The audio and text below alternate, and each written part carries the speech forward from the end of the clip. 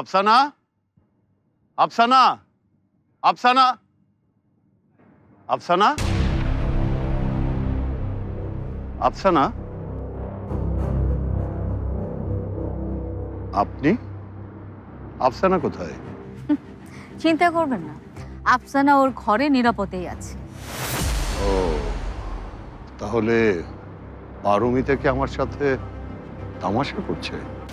না না, পারমিতাকে আমি বলেছি আপনাকে যেন এখানে আসতে বলে। তা এত নাটক করার কি কারণ? কারণ আছে। তো শুনি কি কারণ?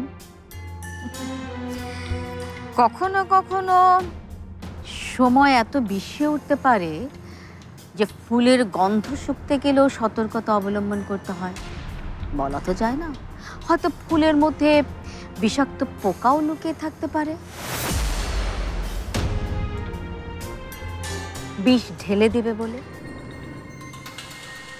এত না পেঁচিয়ে সোজাসুজি বলুন, আবার কি চান আপনি আমার কাছে? না না, আমার মিশন তো এখনো শেষ হয়নি ওসমান সাহেব, তাই আপনার টাস্কও শেষ হয়নি, আপনাকে তাই আসতেই হতো। শুনুন, অনেক হয়েছে এই পাপেট হয়ে থাকা। আর না, আপনি আমাকে দিয়ে আর কিছুই করাতে পারবেন না।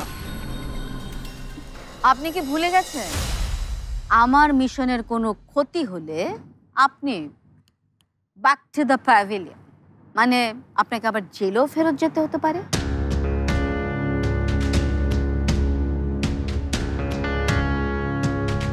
আমার জেলের বাইরের জীবন আপনি ঠিক জেলের মতোই জটিল করে দিয়েছেন। আচ্ছা, এই জন্য কি আপনি আমাকে জেল থেকে বাইরে বের করে নিয়ে এসেছেন? আপনি যেহেতু রহমানের বিজনেসের পার্টনার হতে যাচ্ছেন, তার মানে আপনি অনেক দূরে এগিয়ে গেছেন। আর এটা ওইটা না, কাপড় ধোয়ার একটাই সলিউশন, চাকা অনেক ওয়ান। আপনার কাজ হলো রহমানের বিজনেসের খুঁটিনাটি আমাকে জানানো, আর ওর বিরুদ্ধে অনেক স্ট্রং এভিডেন্স জোগাড় করা। যাই পাবেন সাথে সাথে আপনি আমাকে জানাবেন। রহমানের ক্রাইমের সমস্ত ইনফরমেশন আমাকে দিয়ে দিলেই আপনার কাজ শেষ। এটাই আপনার লাস্ট টাস্ক।